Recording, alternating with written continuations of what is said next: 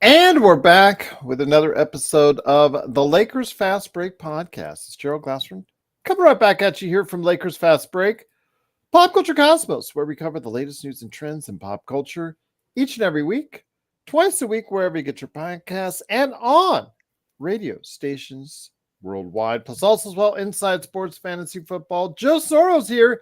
He is the mastermind behind Simblades with a Y.com, plus also, of course, don't forget that he's Ox1947, terrorizing everyone out there at LakersBall.com with his thoughts, insight, and analysis. Also, as well, of course, we had on earlier today our good friend, which was Stone Hansen. You can find him at report_court on Twitter, talking to you about the latest NBA draft prospects. Our good friend John Costa, you can go ahead and catch him at Clutch Talk and Lakers Corner. Our good friends also as well, Empire Chef TV, Lakers in 5, Daniel Berry Sports Highlights, yo! Also as well, of course, John McKaylian channel. Wish him all the best. Hope he's doing well out there. I got to go ahead and reach out to him, man, because I know he's doing okay. I see him happy on all the pictures lately. I believe he's got a young lady in his life, but I don't know, maybe I'm wrong, but I think he does. So I'll have to go ahead and get the 411 pretty soon on that from him. Hoping all is well, but go ahead and support all these channels. And when you do, you can go ahead and support our channel as well by liking, sharing, and subscribing. We're now almost 1,610 subscribers strong on YouTube, almost 1,000 subscribers or followers on Facebook. We're 0 subscribers on TikTok because we got banned there. But Instagram, we're on Twitter, Twitch, whole bunch of other places. So please go ahead and do what you can to support us right here at the Lakers Fast Break podcast. Well, I know us Lakers fans are not too thrilled right now because the Evil Greenies themselves are just 4 wins away from winning number 18. Indiana is proving to be no match after they choked that lead in game 1. Unfortunately, they were easily disposed of tonight. Sports Baby is not too happy down under right now because his team, the Indiana Pacers, got drubbed tonight, 126-110. So it is looking more and more possible that the Boston Celtics, the scum that they are going to go ahead and win their 18th championship. If that's the case, I certainly hope I'm wrong on that, Joe. I said it's looking more and more like it. Is this how you start a show? I've got to preface me. Why don't you wait for them to win 2 more games in this series first, too? Well, they got this. You're this even series. worse. This series is done. God, okay, this let's sign series off. is Let's done. take everything off at this point. You're even worse. There, show's over. You're even worse. You're the one who's been talking out your ass about how they're probably going to win. You're the one who's actually visualizing them winning. As Herndon says, are any of us surprised right now? No. But that leads really. me into our point for tonight, which is with the coaching search that is still underway, a new wrinkle might have been added. Earlier today, the Cleveland Cavaliers have let go JB Bickerstaff. And if you heard Jamie Sweet in our emails, or if you could have, you would have realized that he really likes JB Bickerstaff and wants him moved up to the front of the line. Now, because the Bickerstaffs have a great reputation with being a Lakers coach. Yeah, let's bring another one into the mix. Don't they, though? And over, so why were you targeting Terry Stotts? Sure, why not? All these coaches, all these fired coaches, assistants. We've got, fired coaches. Can I answer something real quick? NBA assistants and a podcaster. That's our selection. Yay. Mm-hmm. I want you guys to see. I want you guys, when you hear this, this is what I found on the internet. Oh, man. Everything's true on the internet, by the way. I want you guys to close your eyes and imagine anyone. No. The first name that comes up to your mind when I read this. Are you ready? Okay. He struggled with in-game adjustments. His offense was often stagnant, and there's a strong belief there should have been more development in the guard XX, who along with X and X give the X team one of the league's best players. Who had that problem this year? Well, again, Darvin Ham. There you go. Ding, ding, ding. yes. But that was for JB Bickerstaff. I mean, So essentially, insert your coach there. Insert Right. whatever fired coach there. yes. So Always the same excuse. you guys don't want to replace a guy who had the same issues that your previous coach had. It's a matter of common sense at that point. I don't know what Jamie's smoking. It doesn't smell or look like. Well, let me ask you this. I honestly think he's smoking heavier stuff than Tom. Tom just smokes regular weed. I think Jamie's on the shatter. If he thinks JB Bickerstaff is going to be a great coach for the Lakers, Jamie, get off the shatter. Well, okay, let's point out some things. I'm not just saying yes or no because I'm actually on the no side on this. But JB Bickerstaff, you got to admit, he kind of got a little bit of a Frank Vogel in the fact that, in the second round, they were facing a 62-win team, 62-win team without your best. Hold on, Magic Man. Hold on. Without your best player for the last 3 games, you didn't have your inside guy, Jared Allen, for the last 8 games of the playoffs. So if you're a JB Bickerstaff supporter, as Jamie obviously is, Magic Man, that's probably the first thing that you're going to go to. And you're going to say is that you didn't have your full contingent facing off against the best record team in the NBA. You know what, Gerald? That retort was thought out. It was succinct. Still not good. and almost agreeable. I would only replace Frank Vogel with Frank Vogel Light. I mean, Vogel actually won a championship. Well, I didn't like the fact that they tanked that last game of the season so that they could go ahead and maneuver into the. We know who tanked that one. Yeah, that was the Spider himself, and that was from the. I think that was from the upper brass. That's a guy who's been linked to the Lakers. So yeah, just add another quitter onto the list to add into that group. Hernan, what could go wrong? We can't get Vogel back because you don't have the right tools for him to coach again. You needed the KCPs, you needed the Carusos. That's certainly true because we got a big tool who hired him and then fired him. Vogel, he won't want to come back. Why would you want to come back? First of all, you can he has 3 years. He could just go ahead and lay on the beach and collect millions. And laugh at Mike Budenholzer trying to do a better job than him. Exactly. And then why would you want to go back to the place that just fired you 2 years ago and was wrong in doing so because they fired the coach that was your successor? It's just like awkward. Going back there would be like really awkward. Be like, hello, I'm back. Welcome back. Exactly. Welcome back. Awkward. just the looks between him and Rob be like, you fired me, you asshole. I hate you, but I'm back. What are you gonna do? But I don't know. It's not a good situation, Joe. But JB's Bickerstaff, I have a feeling his name is going to get mentioned, whether we like it or not. I like what Stone said. He'd be a good assistant if he did decide to come to LA. But a major head coach for this team, no, I don't think I see that. Do you? No. I mean, I'd love to see his face if they did offer him an assistant as JJ Redick being the head coach. Sky, that's a good question. What is the more awkward interaction on this, Joe? Magic and Pelinka or Vogel and Pelinka? I'm going to have you answer it too, Sean. But Sky Dweller, appreciate you dropping that. I say it's Vogel because Magic and Pelinka we've already seen video evidence at the Kobe statue unveiling that they were, glad handing it. They were conversating with each other and other people. The Vogel one, I think, would be a harder one, Joe. Yeah, I guess.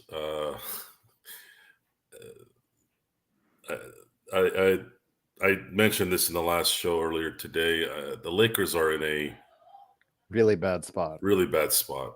You have so much work that you need to do from a regime that has been incompetent in the basics. So how are we supposed to have confidence in an organization that needs to do almost everything perfect this offseason to have any shot at winning a title next year? It's a lot to ask, almost to the point where you almost go, this team. It's like saying, well, they're not good enough to do that. So why would we get angry if this thing screws up most of them? If they screwed up most of it, we're like, yeah, I mean, they're just not good enough. It's just what it is. It's like putting in a player that can't dribble through traffic. Well, why you make him go to the basket then if he can't dribble through traffic? It just doesn't make any sense. So that's it, guys. It's I think the enthusiasm on the show has taken a hit as well, because I think when you're too real, I really think there's a negativity that comes with it. But because we're stubborn and we don't give a crap, we roll with it. But yeah, I've seen a lot of the Lakers shows out there who are we going to get Mitchell? Are we going to get Empire Jeff wrote a whole. Are we getting a reincarnated Michael Jordan? Like, there's so much positiveness and bullshit in those things, and people are just flocking to it. Good for them. Good for them. Maybe they're getting some positivity in their life. But as much as that headline gives you the good feels, when showtime comes, pardon the pun, reality is going to slap you in the face, and you're just going to go back and lose that dopamine that you were looking for. The key is to embrace the pain. When you embrace the pain, you're more likely to deal with adversity better in life in general, even as minuscule as sports is. And I've been getting a lot of 1984 references through, in my little social media black hole. Orwell just constantly saying things like, back in the Romans, everything's always the Romans. All the blame is always the Romans. The Romans created the Colosseum so that they can distract the people with games and feeding the Christians to the lions. Well, fast forward to 2024, same situation. Everything is about football and basketball and all that, not knowing that, guys, there's some people out here that actually watch this stuff for entertainment. We go back to our real lives and we're okay. Okay, we have a house, we manage our bills, and we're not just sitting there like zombies. I know most people are, but at some point you got to enjoy something. If you're going to sit there and just constantly think about the things that are being pulled over your eyes, we don't have anything pulled over our eyes. We know exactly what's going on, and the truth is, no one cares. And what are they going to do? What is some poor bastard down the street going to do to stop what's going on in the world? Are they going to go out and protest at a college campus? How does that work out usually? So might as well roll with what's going on. Enjoy the little dramas that we have with our little sports things and our little movies. It does get us into this kind of like, what is this? Kind of get your mind balanced a little bit. But the problem with the Lakers is there's very little light at the end of the tunnel, because there isn't any real substance to anything that they need. Are you going to get a good coach when the candidates are just like, I don't know? Are you going to get a good player to draft when it's arguably going to be one of the worst? Are you going to get any real free agents this summer? There's not really a big crop of difference makers. And that's why you're falling into the whole trade thing, because there's a chance you can go trade for Mitchell or Trey or whomever decides that, maybe it's time for me to leave. No, actually, that's not true either. Because who are your assets? Austin Reeves? Rui Hachimura? A draft pick that's going to be okay? Future draft picks? Are you going to continue to mortgage your future for a regime that's not likely going to get past the 7-6. It's not looking good, folks. Yes, the truth is here, and we're going to be here for the show, bad or good.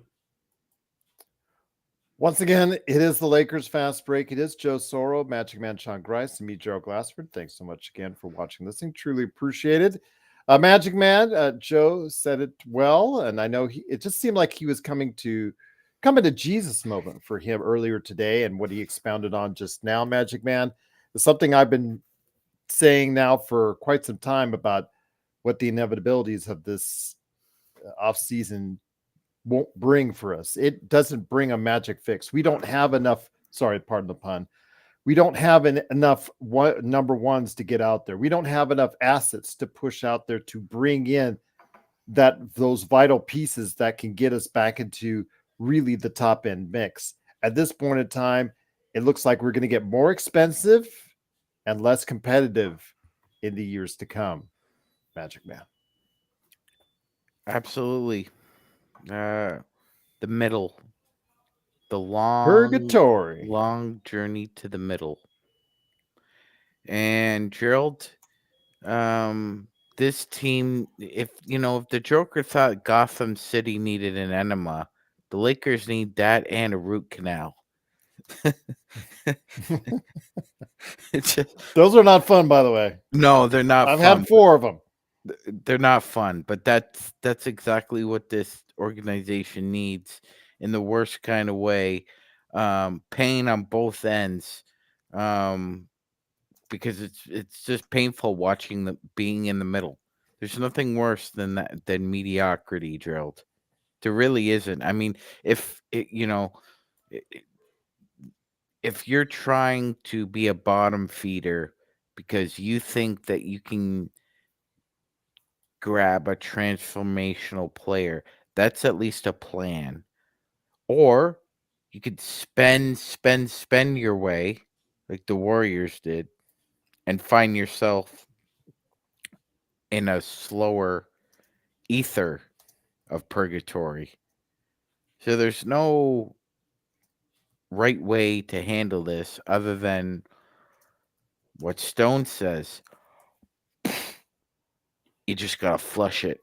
But they're not going to flush it because LeBron, I don't think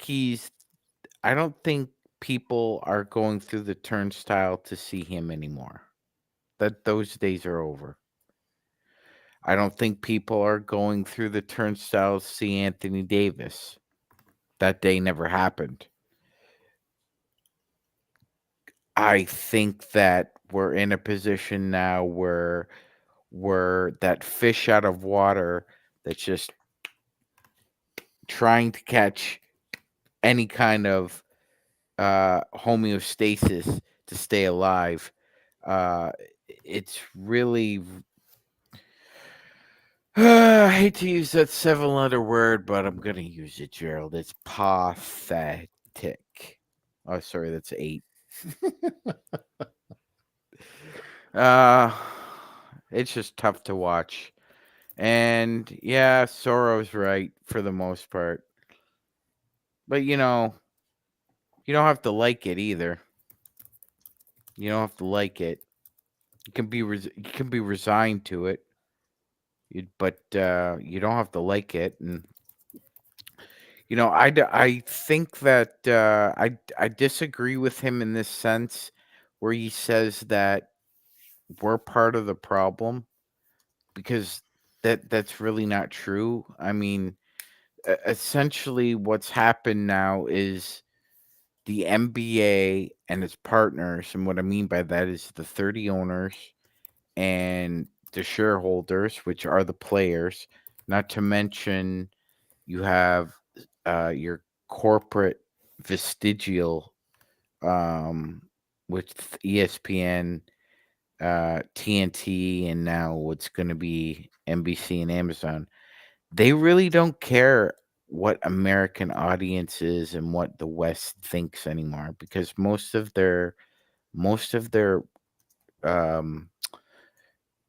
income revenue is now driven overseas in basically China. And as long as they're selling jerseys in China, and as long as they're getting that market cap and that market share over there, they don't really care.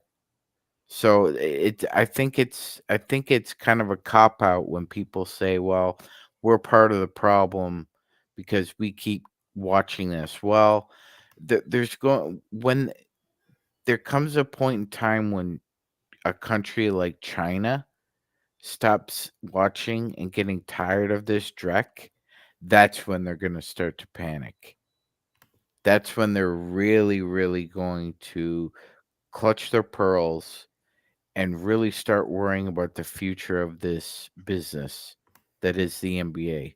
But until that happens, unfortunately, because Jeannie Buss makes a lot of money selling jerseys with James' name on the back, and she's going to make a lot more money with Bronny James's jersey as long as she's making money off the corporate sponsorships. Um, she doesn't care about what we think. And I think that's an indictment on the industry of greed rather than complacency from the fans. But it's a bird in the hand. Uh, Joe's right about that. It's a bird in the hand, so to speak. So I really don't think we're the problem. I think the problem resides at Figueroa and the fact that the buses just don't care about winning anymore. They've Jeannie Buss has turned into Hank Steinbrenner. She doesn't care about trophies. She cares about how many jerseys they sell, how much merch they can cop out, and how much she can squeeze out of LeBron James. Joe, let me ask you this. You said the first priority was hire a coach, and you see the candidates that are out there. I mean, I don't know what coach is going to be able to change the dynamic of this team for the better, because right now I don't see any of these candidates doing that at all.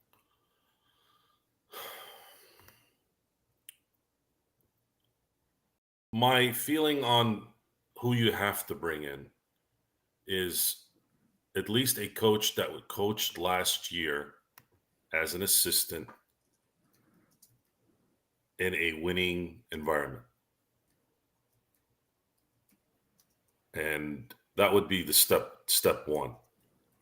This isn't Steve Kerr coming out of the front office to coach the Golden State Warriors at the perfect time for him to have an easy transition.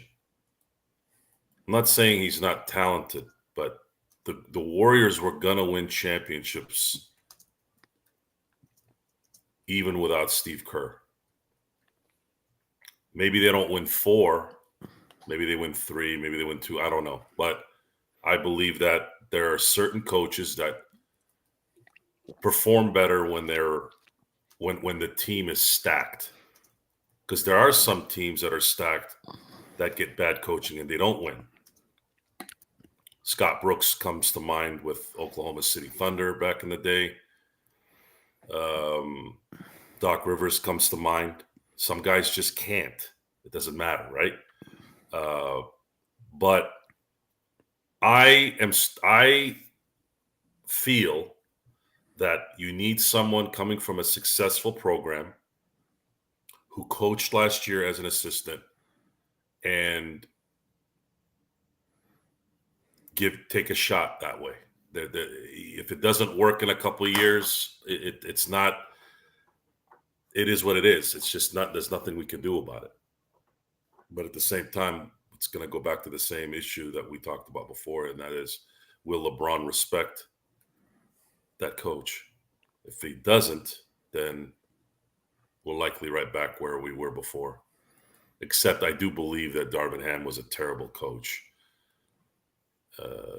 this next coach needs to be someone that knows what they're doing and can get guys in positions of success, game in and game out, and doesn't say stupid things like fans take every game too seriously, especially coming from a team that, if they had cared a little bit more about the regular season, wouldn't have faced the worst team at the time they got into the playoffs.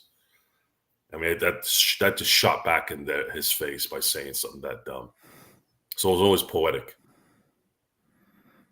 It matters, folks. It matters. And if I had to pick some candidates right now that are out there, Chris Quinn out of Miami is the one that keeps kind of revolving around my thoughts. Micah Nori is possibly a good pickup, but he is demonstrative. He is a version of Michael Malone without the ass hattery. Thank you, Sean. That was perfect. It's got a little bit of an edge to him. He does. And now the issue there is that's the kind of guy that ends up irritating LeBron, and then he'll start doing tweets with hummingbirds flying into don't forget about the hourglass. Yeah. And then at that point, then we're start wearing New York Knicks towels again. Yeah. It's exhausting at that point, right? We can talk. I can't defend it anymore, Joe. I told you the other day I'm just done. I'm done. I've had enough, and we're about ready to sign him for a 3-year, $160 million. We're in now. Very famous line from a very great movie. We're in now. Yes, thank you, LeBron, for helping us bring the championship in 2020. But there's a couple things going on right now that are very, very, very, very bad. One, you just had your 10th coach fired in your career. That's not good. The other is the Celtics are 6 wins away from getting 18. That right there is what's killing me. This is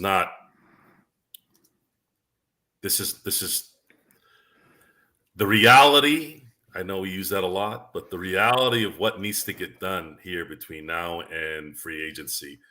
If I'm objective, I'm laughing. These guys ain't going to do jack squat. They'd have to fall on their face and still get it somehow by some miracle, get it done right.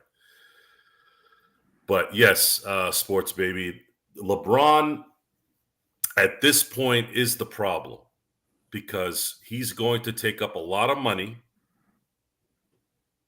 He is polarizing to the team most of the time. He's a polarizing figure, not just to fans and media. If you're polarizing to the fans and the media, I actually don't care. That's fine. Piss them off all you want. But it's inside that team. Will you listen to the coach? Because if you don't listen to the coach, LeBron James, you don't take his rubbing, no one else will. That's why guys like Tim Duncan, Dirk Nowitzki, those great players, that's why they were able to, I guess, command such great respect by everyone and play well as a team and did well as an organization. Well, if he's eating shit, I'm gonna have to too. Yeah, but yeah, that's really what it is. Tom Brady is the other guy I was thinking of. I know it's not basketball, but Tom Brady was one of those guys that, and it's been documented. He took some stuff from Belichick, and everyone's like, okay, well, if it's that simple, guys, it's not that complicated. And I'm worried about something happening to Minnesota or Dallas. I'm worried about an injury there. If they're healthy, I think I'm okay. I think I'm okay with a healthy Dallas team and a healthy Minnesota team facing Boston and beating them. But if one of those guys gets hurt, we're toast. Celtics are going to get their 18th championship. And if that happens, then this season becomes even worse. And it's going to be, it's not going to stop after this season. We're, the Lakers are one title behind again. And now they have to win two more. And I don't even know when the hell we're going to win another one, let alone two. Doesn't look good right now, but again, we're here along for the ride, whichever way it goes. Magic Man, then where would you start? Because I've always stated that the problems are shared by the organization, but that it starts for me at the top. When you have a problem organization and an organization that's heading in the wrong direction, as this team has for 4 years now, it to me starts at the top and then matriculates down until you get rid of Rob Pelinka, even to the extent that maybe until you ask for a new owner with Jeannie Buss, these problems will probably not solve themselves, Magic Man. I agree 100% with you, Podfather. That's well put. Yeah, I mean it. I think unlikely is too weak of a word to suggest that the Buss Trust will sell the team, because it's not just Jeannie. All the other buses with their, I believe everyone owns about 11%, Gerald, if I'm not mistaken. So you'd have to get a majority of them, which would be roughly 4 out of 6. And they would all have to agree to sell. But that means you still have a contingent there that's around 56%. So it's the buses would still have some say if they didn't want to, if two of them didn't want to sell. I mean, to me, it would have to be unanimous, Gerald. It would have to be all 6 on board, and I just don't think. Well, I have a pulse, and you have a pulse, and Joe has a pulse, that's ever going to happen. There's just they're printing money. They're printing money, and we also know that Dr. Buss was very different than his children. Excuse me. He diversified his wealth. It wasn't just the Lakers that he owned. He owned a lot of real estate. He invested his money well. And that's what I want to ask you. I mean, everybody says, well, this is all the only money that Jeannie has. This is the only money that Jeannie has. Are we really so sure on that one? Yeah, have we all looked into the books? Yeah, you can't be so confident and conceited to not think that Dr. And I'm talking women of wrestling either. Yeah. No, that is this, by the way. Yeah, no, that's 100% true, Gerald. I mean, if you're just going off of logic, if you read the great article John Ireland wrote in the LA Times about how difficult it was for Dr. Buss to actually come up with this plan that his children would take over the business. I mean, why wouldn't you think that all that diversification fell into Jeannie and Johnny and Joey and Jesse and Jim and Janie's laps? It likely did. So I think I think the Lakers' wealth from the Buss perspective is only the tip of the iceberg. You're right, Gerald. We don't know. We can't see under the water what kind of wealth they really have. And to say that, well, that's true. Then why wouldn't they sell? Well, there's no reason for them to sell right now. There's no reason. You make money regardless, whether this team is good or bad, because it is the LA Lakers, Magic Man. And on top of that, if you do get in some sort of financial bind, guess what? You can sell the team for $10 billion. Yes, Exactly, Or Gerald. just put it out there for a bidding war, and it could go higher. Exactly. Like I don't understand why people think that somehow the Lakers are a bubble and it's gonna burst all over the buses. There's no evidence. And if she was so cheap, why didn't they make the one maneuver that they could have made to get her on their tax and give her an extra 10 to 15 million at the end of the Exactly. season? Yeah. Yeah. Yeah. So that's a great point, Gerald. It's overlooked by a lot of people right now. Go ahead, Joe. I Sorry. don't think it's true that she's cheap. No, but you hear that. You read that in our comments. Nothing's shown that she's cheap. She would Yeah, I have know. dropped. That's what I'm trying to tell you. That's Yeah, what I I'm think saying. we're the thing is, I keep hearing, well, they're spending. Ballmer's gonna spend outside his mind, dude. There's a cap. You can't. There's rules in the CBA that don't allow you to spend that money. Or worse, you can't trade. You cannot trade. You have to trade 30 mil for 30 mil. Well, those three teams in the same division are perfect examples. Ishbia is in salary cap hell, and he's put his team in basically the ninth level of hell when it comes to trying to make them into a championship roster. The Warriors have put themselves in purgatory because of salary cap loopholes, and we all know basically the new rules were to spite Steve Ballmer's attitude about spending gobs of money.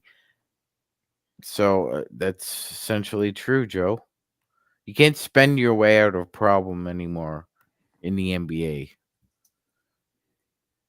There's That's limited true. talent too. It's not football. It's watered down. It's becoming watered down, and you need to basically either accept the financial and asset management repercussions of going that route, or you just flush the whole thing, take a colonic, and rebuild. But the Lakers aren't willing to do that. That's one of the issues here. It's not that it's a sense of she's cheap or she's stringent or frugal. It's that there's no fucking plan, Joe. They don't have a fucking plan. She doesn't know what she's doing. And that's what Gerald means, but when he says it doesn't matter whether they win or lose, because it doesn't to her. So she doesn't need it. She doesn't need a plan. No, because they make money regardless. Again, there is some fluctuation based on how well the team does. Obviously, when it's better, they'll make more money, et cetera, et cetera. But still, yes, there's always a driving income. They're not like the Charlotte Hornets who have to worry from one year to the next about operating costs. Yeah, and Gerald, they don't even have a local Or to the TV extent, deal. They don't- that yeah, they do. Yeah. they don't even have a local TV deal. Yes. And they get like one or two national televised games. And by the way, a national televised game for the NBA, and Gerald's talked about this before, is on NBA TV. Yeah. Like, so you're not even on TNT, ESPN. So you're fighting, like Gerald said, for financial stability. So with that said, Joe, I mean, where does this team go from here? At this point, again, JB Bickerstaff, whether you want to say he's a viable candidate or not, he is another retread coach that's out there. That's the best way to say it, because all our choices now are down to retread coaches, unproven assistants, and a podcaster. But you've said, and a partridge in a pear tree, but you've said the priority for this team, and I can't say I disagree with you, but you said the priority for this team has to be to hire a coach.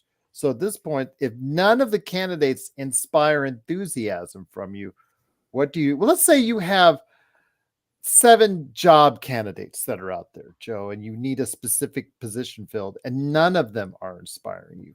What do you do next? Well, if you're asking me how I would conduct this, I'll tell you exactly how.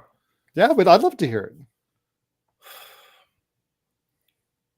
I would bring in every coach that's a candidate and sit him next to LeBron James, and I want the coach to speak freely to LeBron James, and then I would gauge that interaction.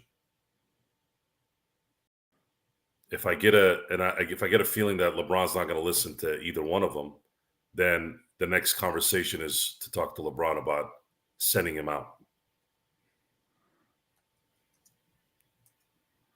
I'll basically sit down and say, no, LeBron, this is not going to work. We cannot afford to fire another coach in 2 years because you're not happy.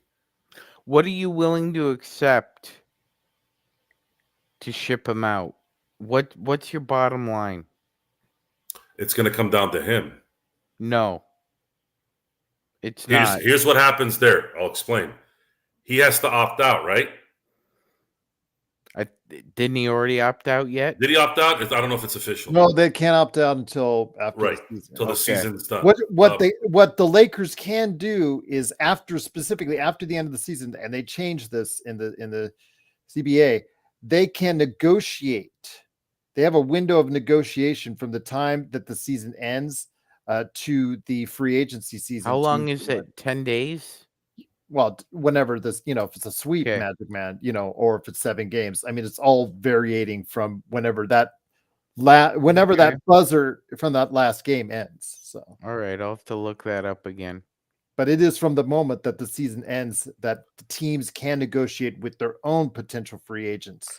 But forget your reasoning about why. What's your bottom line if you ship them out? What are you willing to accept? Just what are you willing to accept?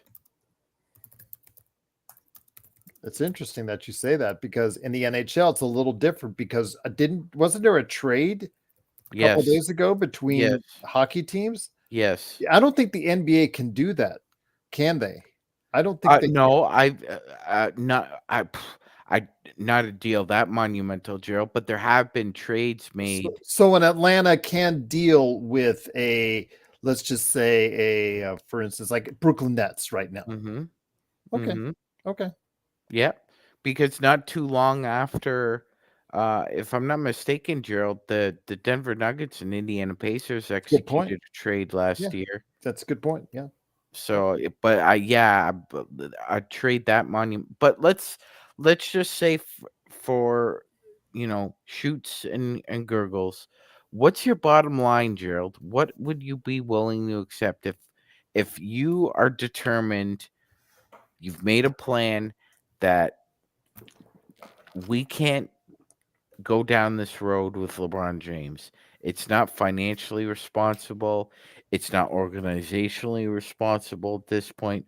Joe, I'll get your answer. Go ahead, Joe. You asked me this question. I'll answer it, then Gerald can answer. I don't want to veer off the initial question. You want to really know what I would do? Well, I'm asking what you'd be willing to accept. You're going to laugh when I say this. Are you ready? I'm not going to laugh. You're going to laugh. We're talking about if there is a trade, which I actually don't think there would be a trade realistically, but we're going to play along with this, okay? What would happen is by me telling LeBron this is not going to work out, I'm going to hire the coach I want as the owner. He's going to play out his last year, and next year will be it. That's how that would likely work if they were to do that, right? However, let's say there is something out there for someone. The first call I'd make is to Oklahoma City. And I tell them, what would you give me for LeBron James? And I would draft Bronny at 55 and package him with LeBron to Oklahoma City for draft picks. That's what I would do in a fantasy world. The question is, why would Oklahoma City do that? They wouldn't. They wouldn't. You tell me they wouldn't win a championship with LeBron on that team? That's not the point. They wouldn't make that trade. They wouldn't make that. See, this is what I'm saying. See, here's the issue. You're the Lakers. You see 39-year-old LeBron James, 4-time champion, all-time scoring leader, over 10,000 assists, over 10,000 rebounds, has almost every record of his generation. You see LeBron James. If I'm one of the other 29 GMs, Joe, I see a 39-year-old power forward who is no longer able to be a turnstile superstar anymore. So when I'm evaluating if I'm going to trade for LeBron James, here's a bottom line for you. You're not going to get a first round pick. You're not going to get a protected first round pick. I'm going to package a couple of decent players, a couple of second round picks, and that's the best you're going to do. Because I'm taking on a 39-year-old power forward who can no longer play defense. And at best, if I have a young budding superstar or two, he's going to take up all the oxygen in the room. It's more of a gamble for me to take on LeBron James than it is for you, the Lakers, to trade him. And you think that you can kind of weasel your way into getting something out of that. It ain't gonna happen. It ain't gonna happen. Well, you asked me my opinion on it, and I'm just going to say, in an eerie way, it's kind of like history repeating itself. Because how many years ago was it when Jeannie went out of her way, or I should say, the ownership at that went out of the way to reward Kobe Bryant for his lifetime achievement by giving him that massive contract that, at the end of his career, that people still to this day argue about, go back and forth on. I'm not saying either side. I'm just saying that people still talk about it to this day, about whether or not it was helpful for the Lakers or not as an organization. Gerald, hold on. Let me finish. Yeah. Let me just really quickly finish. If we sign LeBron to a 2+1, which is most likely what I'm going to say, it's going to be a 2+1 for $160 million. How dissimilar is that to what Jeannie once did in signing Kobe to that end of career contract? Yeah, a lot of parallels. We'll say this though, and how much damage would it do overall to our team during that? All-time greats have ended up in places Gerald didn't think they would go, and Sorrow didn't think they would go. I think Joe Montana to the Chiefs was the one I think I really knew exactly where they were going. Every time. You never thought that Akeem Olajuwon would be a Toronto Raptor. I thought he 100%. Was. He loves Canadians. Patrick that one and the big Muslim contingency in Toronto. That one, there's a big Italian contingency too. That's why they drafted. No, you're right, Sean. I had no idea he was going to go to Toronto. Joe Montana to the Chiefs. I think that one got me too. That one came out of left. Pat Ewing in a Magic jersey. Yeah, what the hell was that? Sonics one too was bad. Oh my god! So yeah, I know people don't think it could happen, but LeBron James might end up wearing I don't know, Philadelphia 76ers jersey at the end. He could end up wearing a Houston Rocket jersey. You just don't know at this point. And JSJ, you say that Jeannie will invest in LeBron to sell tickets. Come on. Well, we'd have to do a little bit of a deep dive on this, Magic Man. But in those lean years, what was the average attendance? Where was the Lakers rank in attendance during those years when they were having their lean years? I think we were like at some point like 13th. I'll look it up. 13th to 17th. Yeah, I mean we weren't bringing in 19,000. I'll take a look and see how it ran. But that answers your questions. If LeBron does put that many more butts in the seats, I know he sells a ton of jerseys. I know that the $160 million investment, if you do all this, would probably I don't want to say even itself out based off jersey Just sales, based on market merchandise share, sales. Gerald, just based on market cap, I challenge JSJ here. Do you think Nike makes more money from LeBron's sneakers and jerseys than, say, the Lakers make off him? I'm talking about market share. I'm not talking Oh, about yeah. overall. I'm talking about market cap. Yeah, I agree with you. I think that they Okay. do. Yeah, I agree. So we're just being fair here, because when you saw some of the roadies this year, it's not like a lot of people were coming out for the LeBron show again, because I think a lot of people are like Gerald. They've grown tired of the passive aggressive performances. I just don't see a team heading in the right direction, Magic Man. And like Joe, I said this And weeks. I've been yeah, saying this now for a while now. They just don't have enough assets to push this team in the right direction. I don't think, however creative you can be, I don't see an answer. And Joe, finally, I think it clicked with Joe earlier today that he's coming to that same conclusion as well. And it's not a good conclusion, but it is a conclusion that we're having. And I just, you've got to prove me wrong on this, but all your guys' trades, or what, with what we're seeing with Empire Jeff and everybody else, all these other shows, oh, we can get, Spider Mitchell. Can we really? I mean, not how many really. draft picks did it take to get Rudy Gobert here? And while no one will ever, I would say no one will ever, but no one probably won't give 7 draft picks, or either combined draft picks and pick swaps like that again, probably for any time soon. 5, any combination of 4, 5, 6 for a top player. And he is who he is at this point. It's not like you're getting Spider Mitchell when he's about to take off. Mm-hmm. He's basically this. Yeah, that value, Hernan, is not in winning and losing anymore. It's about dollars and cents. And the name of LeBron does bring in dollars and cents. I'm not going to tell you otherwise. But attendance-wise, the name Lakers, there's a reason why they still are one of the best teams traveling around the NBA, regardless of the records, because of the purple and gold. Isn't that right, Joe? I mean, you don't win 17 world championships and don't have a following of So some. I will use. Oh, sorry, Joe. Go ahead. Yeah, the Lakers are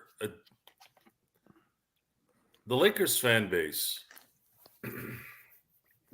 much like the Dodgers. Although I think the Dodgers will, and it's odd. The Dodger fan base will watch the Dodgers no matter what happens. Just to give everybody an idea, I want to interrupt real quick. The year of Luke Walton, when they won 26 games, Magic Man and Joe, they were 11th place overall, 99.6% of capacity, average of about 18,500 a game. So, and on the road, they were still bringing in about 95%. Well,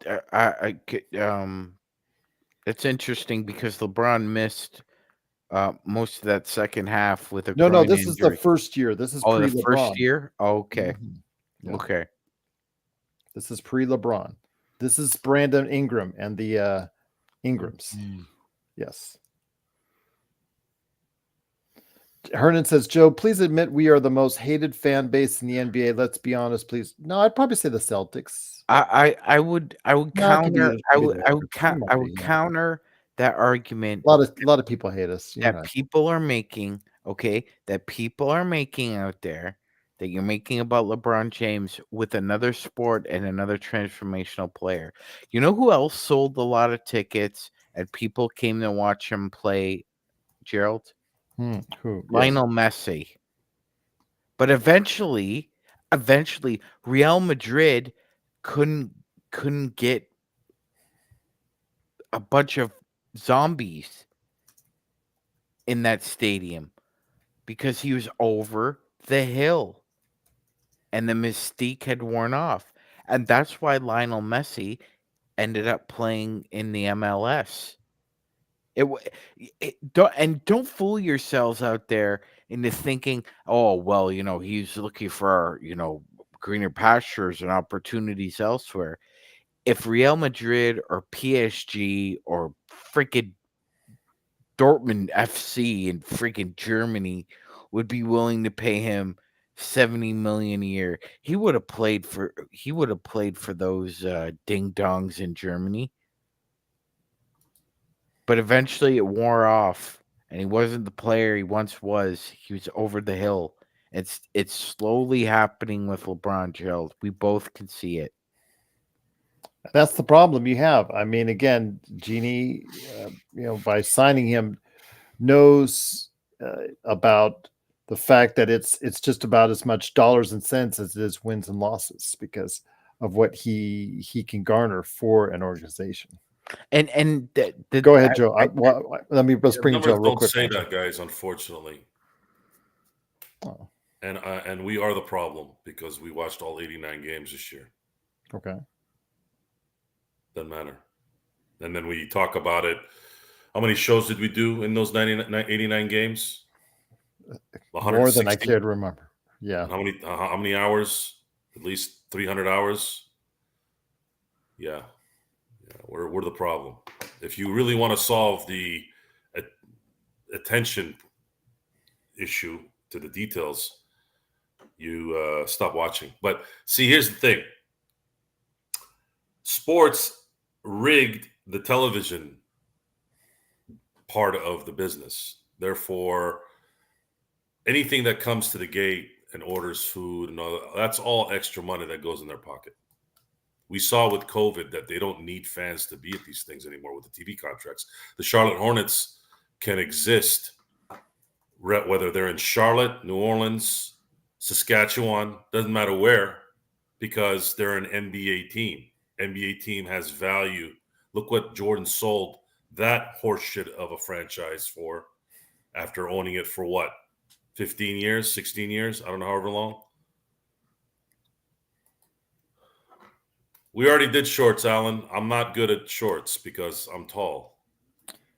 And they managed to move these franchises to different locations based off the threat that if your arena isn't big enough, we can't engender the kind of investment that you need. It was threatened before, Joe. That was David Stern's MO. He threatened the city of Seattle. What did they do? They balked him. Is Seattle less off now than they were before? Well, yeah. Because now they miss having an NBA franchise. They do because everybody's smoking crack where the Key Arena used to be.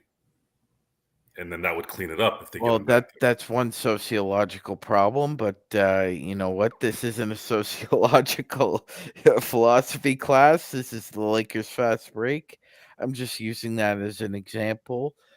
They had a franchise in Buffalo, Joe. Funny how? What's so funny about me? They had a franchise in Buffalo. They relocated. Had a franchise in Kansas City. They located.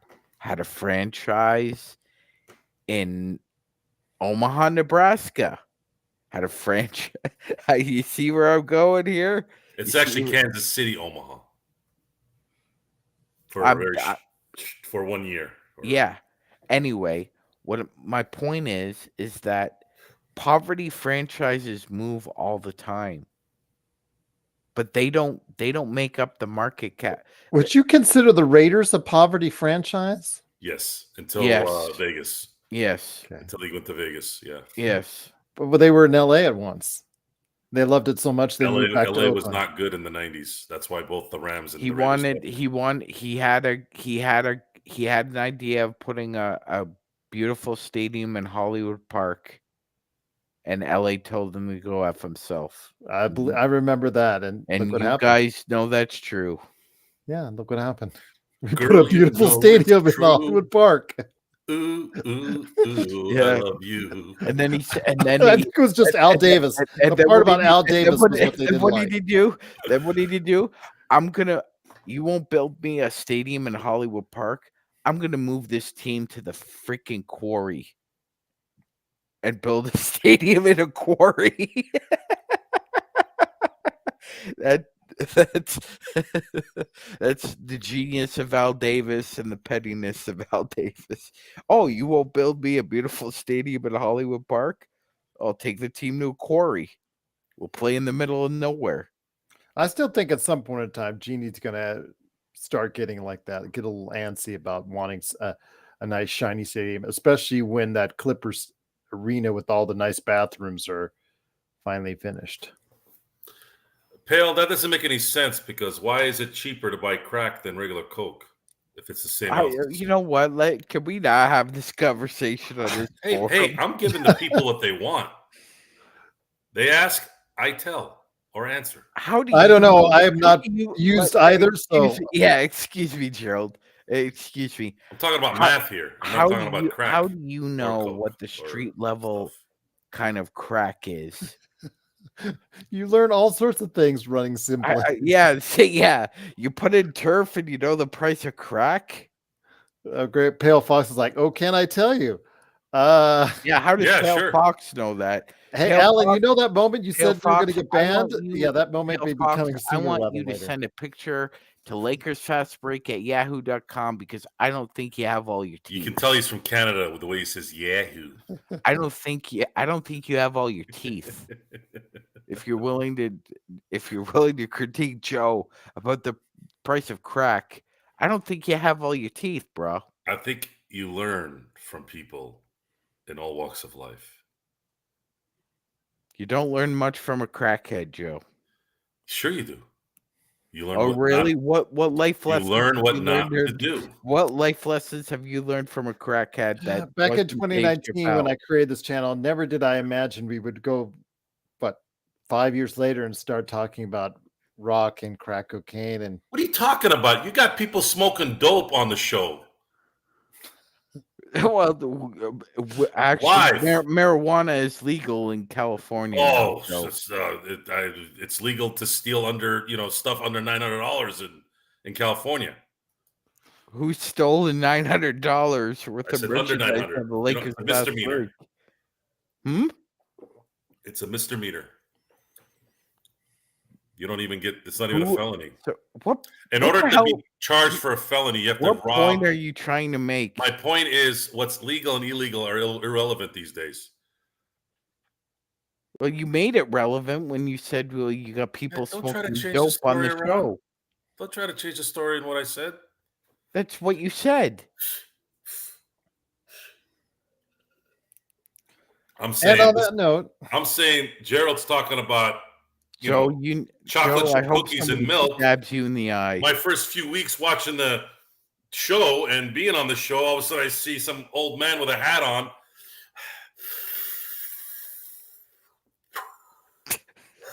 Yeah, the Lakers are going to have a good year. We're going to trade for Jaylen Brown and Jason Tatum. Jamie actually for Chris Mims' dead corpse. Not Tom. Tom smokes joints. Jamie's the one who's not freebasing on the air. Yeah. If he was freebasing on the air, we would not be on today. I don't think you guys are in tune with what's going on in the world. Joe, I don't think you're. I don't think you're in tune to what's going on outside your four walls. I wasn't joking about that. I don't think you're in tune to what's going on outside your four walls right now. If you keep talking like that, you won't have four walls anymore. You only have three. Oh, yeah? You'll have 3 legs by the time you're done with that. Oh, okay. Some people say I have 3 legs already. Oh, it's not going to be natural.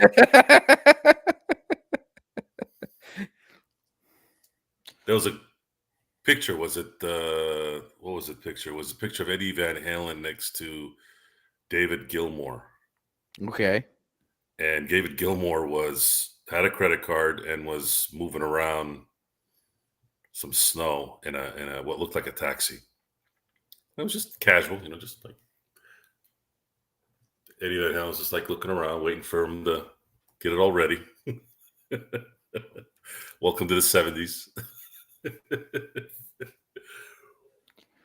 On that note, Sorry, I didn't mean to veer off into you drug-induced did. conversations. Absolutely, but you did a great job of doing that, anyways. But it is, of course, the Lakers fast break. It is Magic Man. Ladies and gentlemen, you learn something every day about your friends.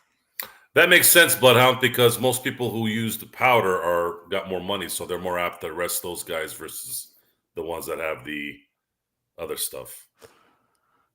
Now we're into the 1986 Mets. Joe, Man, what player could Strawberry? What player could let me Darryl see your Strawberry be nostrils. without I the want to drug? make sure you don't need nasal septal surgery. Hmm? You have a deviated septum, don't you? I You're did. talking a lot about the powder. I think you have a No, deviated. I don't do septum. drugs. I had it fixed when I was 9. Uh-huh. What do you mean? Okay. Dwight Gooden as well. You're right, Kurt. And what could have been the careers for those two guys? You know what Dwight Gooden saw one time at Kevin Mitchell's house? A purple dragon. This story's out there. It's not. I didn't No, make it up. I know he had. It's out there. All you got to do is put Doc Gooden, Kevin Mitchell's house. I'm and not. it'll pop up. I'm not googling that. So, so he's there. I don't know if he was picking something up or hanging out. I don't know, whatever. But I guess Kevin Mitchell was having a fight with his girlfriend, and she had a cat. This is terrible. I guess Kevin Mitchell got really, really angry and cut the cat's head off to spite his girlfriend's issue argument stuff. And all I could imagine is Dwight Gooden sitting there going,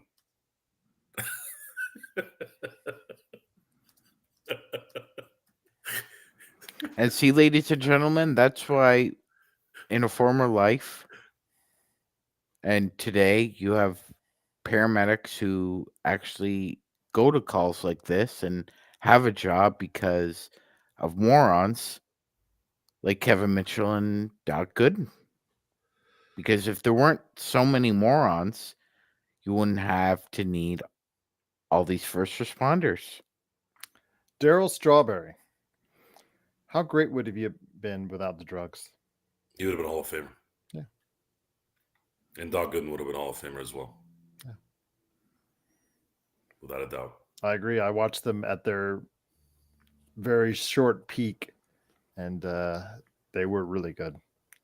When he hit a ball, Darryl Strawberry, man, that he would crush it too. When he became a Dodger, I was Hey, ecstatic.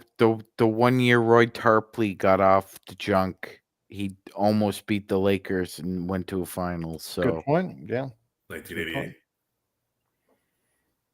that's a good point.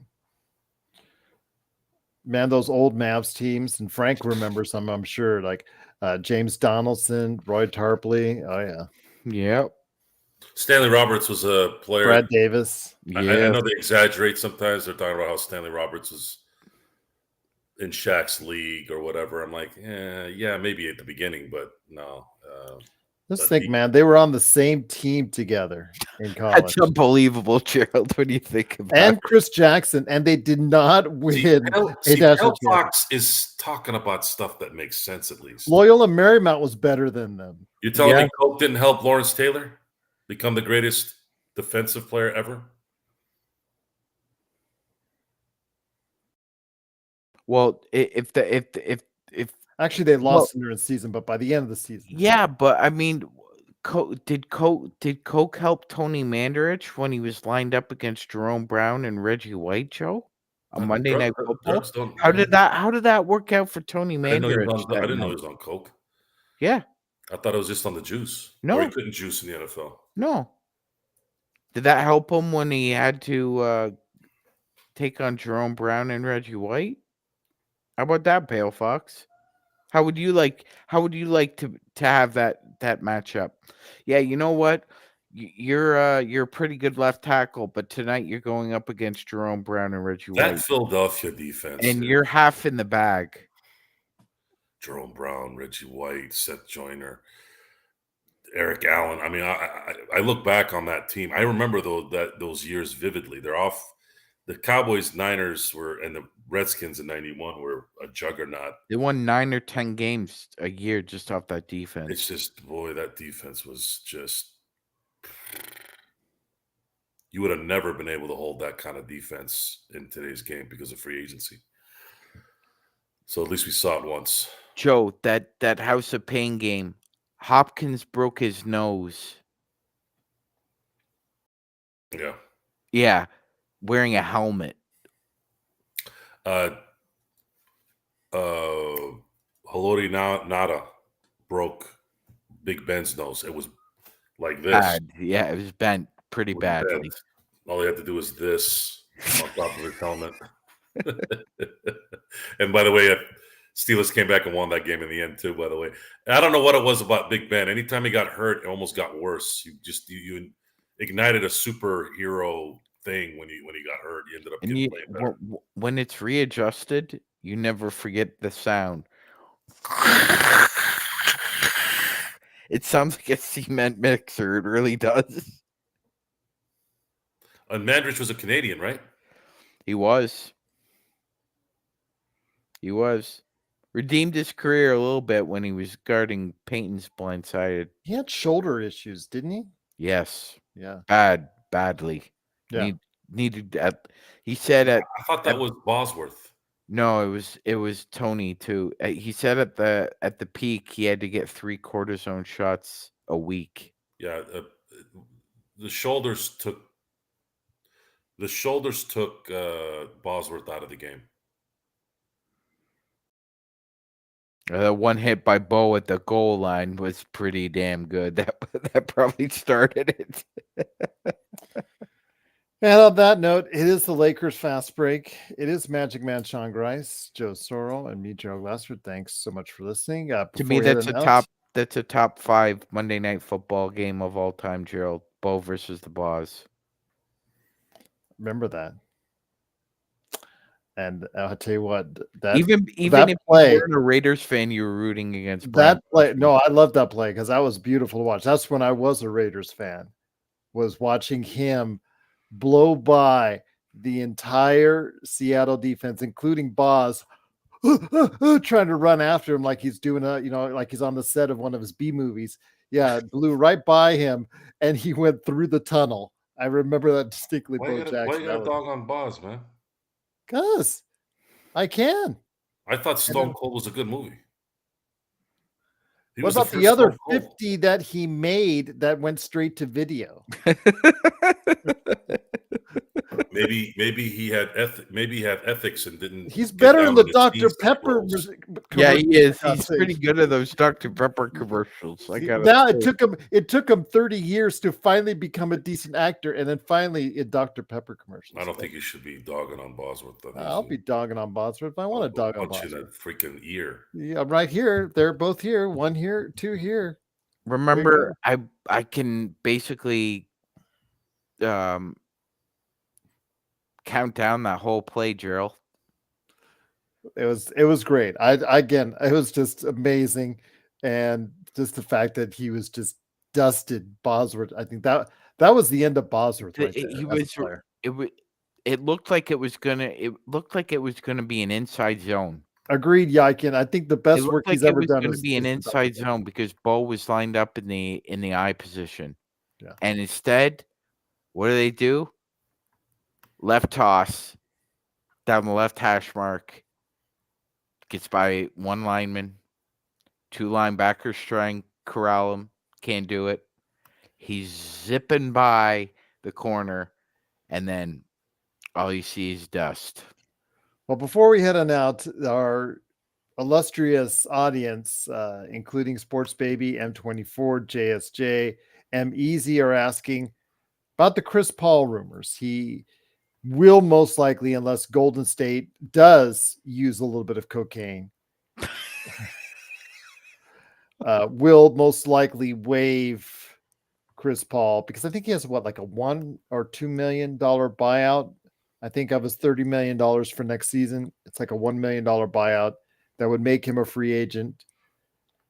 Again, if you get him on the cheap, Joe and I discussed this already, but I think Joe bears repeating.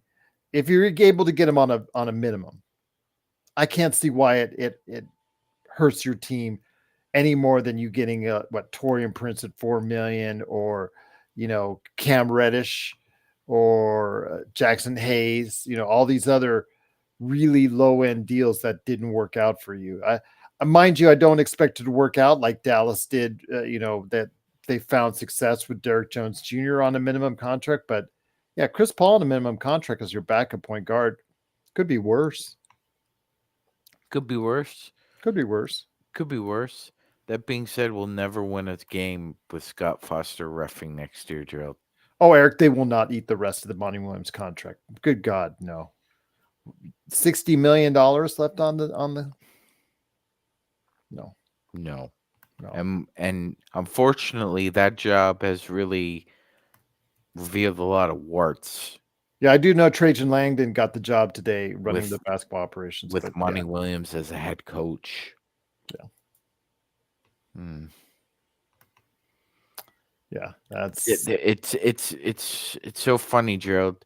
It doesn't matter what sport it is, what four major sport, your coaching career, you either go to die in Detroit or go to revive. Like Dan Campbell was left for dead. He was left for dead when he took that job. Monty Williams, to give you an idea, Magic Man, last year actually was a week ago.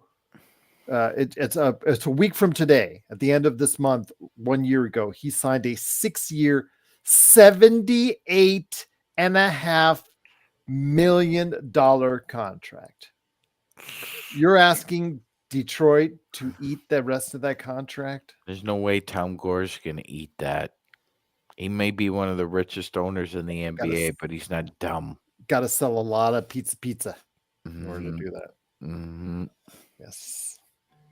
Little Caesars. He owns Little Caesars, Joe. Yeah. So. Oh, really? He did? He bought it? I thought he did. Or it's the Little Caesars Arena. That's why. Yeah, Little Caesars Arena. Because I still thought the Illich family owned Little Caesars. That's my bad. No, that's my bad.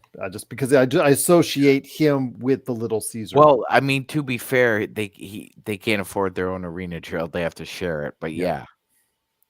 Good point. But Joe, your thoughts on Chris Paul? I think Magic Man, you wouldn't mind as well, right? As a minimum. No, not really. Not under those circumstances. Sure. As the great John Sacramone would say, that ship has sailed. I want satisfaction. Joe, you need to have a cigarette in your mouth when you say that. What happened to this thing? I mean, we bend more rules than the Catholic Church. He was gaslighting at a level that I don't even know if anybody's ever done it at that level. Yep. Anyways, half the people don't know what the hell we're talking about. Alan says, why don't we panic more about LeBron meeting Father Time? Well, how do you hit Father Time when you're still averaging 25, 7, and 7? When you can't turn around and pivot because your ass is so slow. Listen, don't interrupt me again. Hey, scumbag. How about a drink? How about some Coke? And on that note, Gerald, you want some Coke? No, I'm good. I got off Coke a long time ago. I know you did. Yes, and it was the Try drink. some Boyle, Joe. Huh? What? I said, why don't you try some Boyle instead of the bitch? Nah, I don't do drugs. Drugs are for the weak. Yep. Deviated septum. Caffeine was the hardest drug I've ever had. So deviated septum. Joe Soro. At 9 years old. Mm-hmm. I wasn't smoking crack at 9 years old. And on that note, it is of course. I want to see proof of that. Did I ever drink Tab? That's a good question, Bloodhound. It's an 80s thing. I have tasted Tab. I have not enjoyed Tab. Fanta is big up here with the paisanos. Actually, here in Las Vegas for a time, they did have the World of Coke. They also had it at Disneyland too, where you could try like Coca-Cola flavored drinks from all around the world. That was kind of cool. Guinea's like Pellegrino and Fanta up here. I can't give you a tab until you order something. Well, give me a Pepsi free. Hey, kid, if you want a Pepsi, you got to pay for it. I don't even know what you're referencing. That's my memory of tab. I don't even know what that is. And you never will. Well, I could Google tab. Okay. Anybody? No one knows what the hell that's from? No, Joe. The one I remember is No. Shasta. I could do the Shasta commercial, but I'm not going to do it because Joe's going to give me a stupid look. So Shasta? yes. I used to make fun of Shasta. I used to call it the I want to pop. I want to Shasta. It's the taste pizzazz. Yeah, all the great soda taste that broke Shasta people has. got. That's to put it lightly. I had another term for it, but I don't know if that's acceptable. See, Kurt Affair knows. Thank you, Kurt.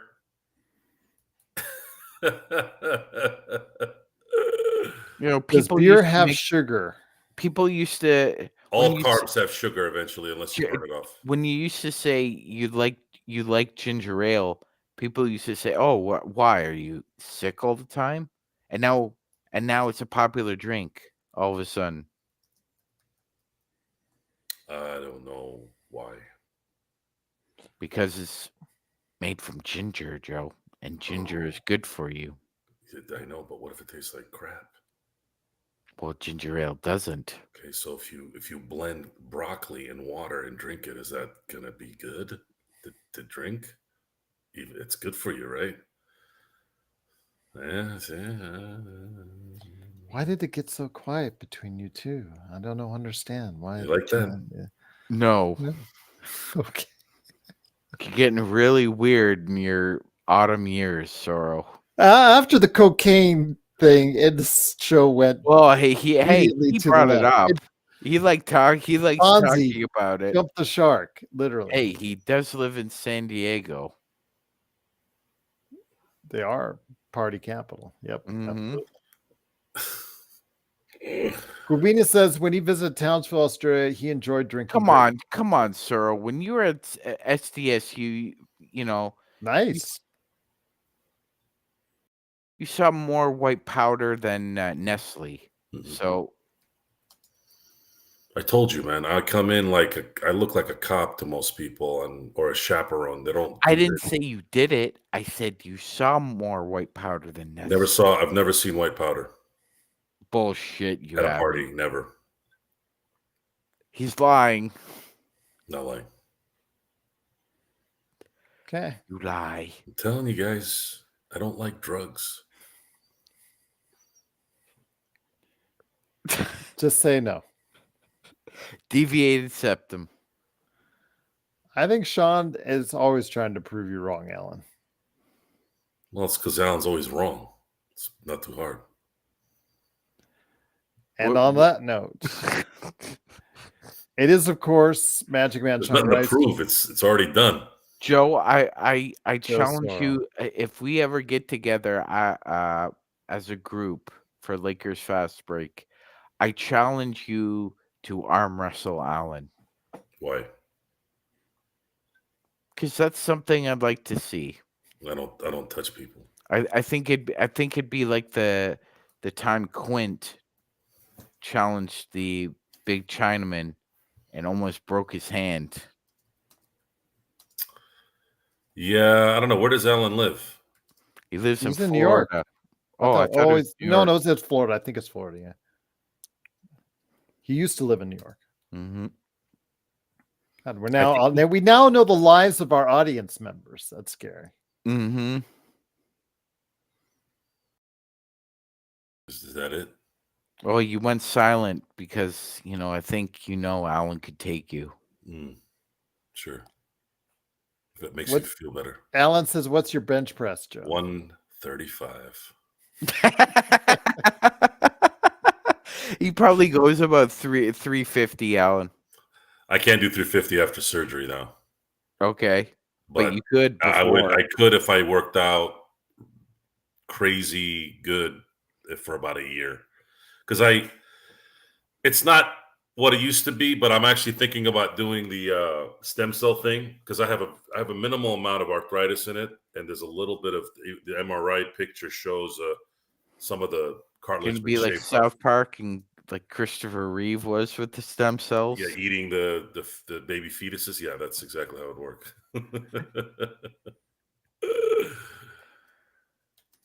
And on that note, it is, of course, the Lakers fast Coke, break. baby We'll be back. fetuses. The only thing next is now, what else? What else can we worry Gerald about? Well, again, it's the Lakers fast break. We will be back tomorrow, maybe, if YouTube allows us to.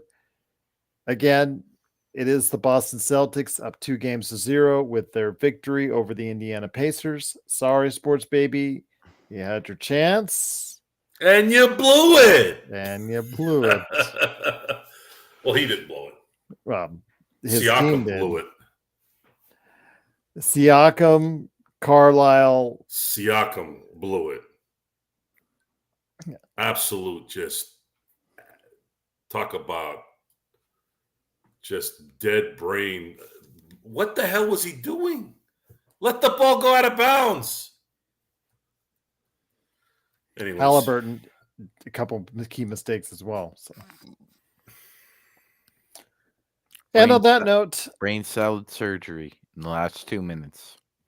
Well, Minnesota needs to get off the schneid if they want to go ahead and get back into the series. Off the schneid. I like that reference, Gerald. Off the schneid. Huh? Who started that phrase? Famous. I don't know. It's an old. It's old. It's an old phrase. Off the schneid. It's one of the sports. I don't think it's offensive. Center guys. Is it offensive? No, I don't find it offensive. I don't worry about being offensive every 5 seconds of the day, Gerald. That is a great phrase. Off the schneid. So, yes. So let's see if they do get off the schneid tomorrow in Minnesota against the Dallas Mavericks. Frank's team is up 1-0, so we'll see what happens. They did win one in the ABA, Jay, just for a record. Minnesota would be the one that hasn't won anything. Well, technically they did. They won 5 when the Lakers were in Minneapolis. Wasn't the same organization, though.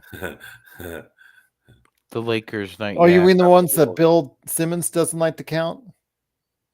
Oh yeah, and all those championships that Bill Cousy and Bob Cousy, excuse me, and Tommy Heinsohn won smoking Luckies at halftime.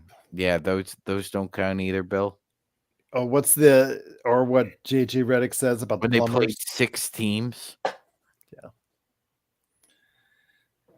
it's all semantics. What are you going to do? But it's the Lakers fast break. We'll be back tomorrow. Am I going to any Aces games this year? I did get a couple comps last year. I know that did go to one last year. And I know we got some comps for there. So, yeah, if any comps come by my way, yeah, we'll always say it. Yeah. Toronto's getting a WNBA franchise. That's great for Canada. Trying to see if I can get some comps for WrestleMania. I already put the feelers out for it already. So, all hail to Cameron Brink. He's in love. And with his wife, too, of course. But it is, of course, the Lakers fast break. It is, of course, Joe Soro, Magic Man Sean Grice, and me, Gerald Glassford. Thanks so much again for watching, listening. Truly appreciate it. We will be back tomorrow. Could Indiana have maybe made a too quick of a decision for the first overall pick? Oh, I mean Caitlin Clark? Yeah. Nope. You think Caitlin Clark will end up being better than Cameron Brink? I think she'll score more points. She's looking good. If I'm not talking about Indiana won't regret drafting Caitlin Clark any more than Shams Charania is going to regret dating the lovely Kay Adams. Those aren't the kind of mistakes you worry about. Thank you, Pale Fox. He got off the schneid. He found the meaning behind off the schneid. So I already knew the meaning. I couldn't remember who first started saying it. No, it's It when doesn't you matter. fail to It score a does point matter. in I the hand of. care.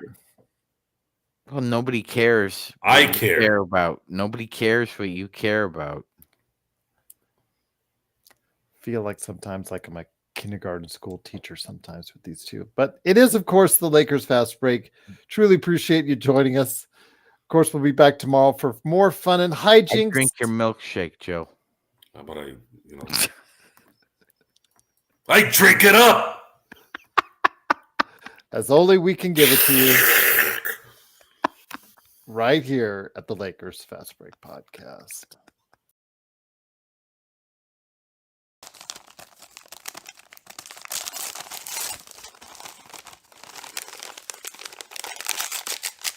Ah.